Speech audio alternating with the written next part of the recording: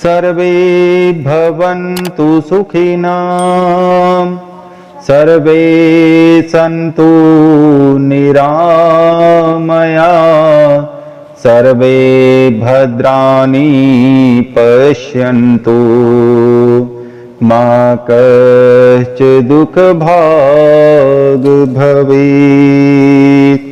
जय श्री हरि विष्णु भगवान के भक्तों, राधे राधे, जय श्री कृष्णा।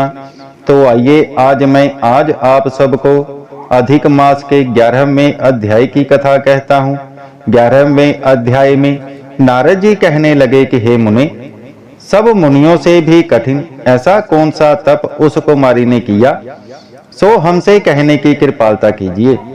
तब श्री नारायण जी कहने लगे कि वे बाला सनातन शिव का अत्यंत उग्र तप करने लगी, जिनमें सर्पों के आभूषण, नंदी भृंगी से सेवित 24 तत्वों और तीनों गुणों से स्तुति किए गए महा 8 सिद्धियों तथा प्रकृति जटा मुकुट से सुशोभित भाल में अर्ध चंद्र ऐसा शिव को उद्देश्य करके वे बाला ग्रीष्म ऋतु के सूर्य में पंच अग्नि में स्थित हो दुष्कर तप करने लगी। हेमंत और शिशिर ऋतु में ठंडे जल में स्थित मुख जल के ऊपर इस तरह दिखाई देती रही, और जैसे जल के ऊपर कमल शोभायमान होता है, उसका ऐसा उग्र तप देखकर इंद्र महाचिंता को प्राप्त हो गया। हे अर्जुन, सब देवताओं को और महर्षियों को सराहने योग्य ऐसे उग्र तप में प्रवृत्त हुई ऋषि कन्या को 9000 वर्ष बीत गए। फिर पार्वती पति शंकर ने इसके तप से प्रसन्न होकर अपना अगोचर रूप दिखाया।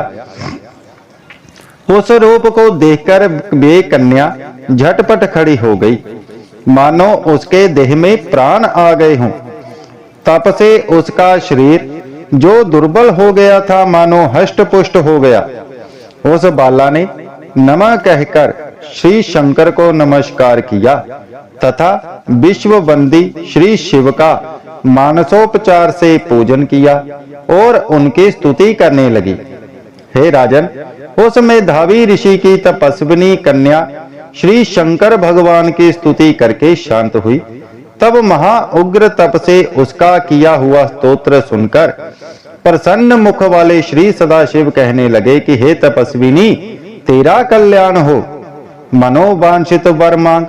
महा आनंद में मगन कुमारी ऐसा सुनकर प्रसन्न हुए शिवजी से ये वचन बोली कि हे दीनानाथ, यदि आप मुझ पर प्रसन्न हो तो मुझको पति दीजिए। ऐसा ही वे 5 बार कहकर शांत हो गई। तब शिवजी मुनि कन्या को कहने लगे कि हे बाला, तुमने जो अपने मुख से कहा है वैसा ही होगा। तुमने 5 बार पति मांगा है, सो हे सुंदरी, तेरे 5 पति होंगे।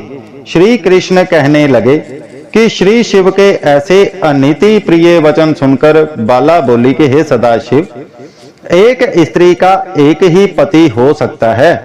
कहीं भी कोई स्त्री 5 पतियों वाली नहीं देखी ना सुनी। एक पुरुष की 5 स्त्रियां तो हो सकती हैं, पर मैं 5 पतियों वाली कैसे होंगी? आपको ऐसा कहना योग्य नहीं है। हे प्रभु, ऐसा वरदान देने से आपको ही लज्जा होगी। उस कन्या के ऐसे वचन सुनकर श्री शिव कहने लगे कि इस जन्म में नहीं, अगले जन्म में होंगे। वहां तू तपोबल से योनि से उत्पन्न नहीं होगी, और वहां अग्नि से उत्पन्न सुख को प्राप्त होकर परम पद को प्राप्त होगी। दुर्वासा मेरा ही रूप है, तुमने उनका तिरस्कार किया है। यदि दुर्वासा को पाए मान हो जाए तो तीनों लोकों को जला दे। तुमने अत्यंत ब्रह्म तेज का तिरस्कार किया, और तुमने भगवान के प्रिय पुरुषोत्तम मास का व्रत नहीं किया, जिसको श्री कृष्ण भगवान ने सब ऐश्वर्य सौंप दिया। इसलिए हे बाले, मैं ब्रह्मा आदिक देवता और नारद आदिक तपस्वी जिन भगवान जी की आज्ञा नहीं टाल सकते, तुमने उनको नहीं पूजा और अनादर किया, इसलिए तेरे 5 पति होंगे। हे बाले, जो पुरुषोत्तम मास की निंदा करता है वे घोर नरक की यातना को पाता है। इसके विपरीत कभी भलाई नहीं हो सकती। जो पुरुषोत्तम के भक्त हैं वे पुत्र पौत्र तथा धन से युक्त हैं। इस लोक एवं परलोक के सिद्धि को प्राप्त होते हैं। हम सब देवता भी पुरुषोत्तम की सेवा करते हैं। इस तरह कहकर श्री नीलकंठ महादेव तत्काल अंतर ध्यान हो गए। तब वे बालाचकित रह गए।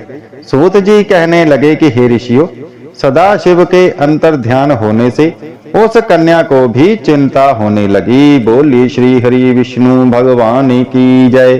अथ अधिक मास एकादश अध्याय संपूर्णम।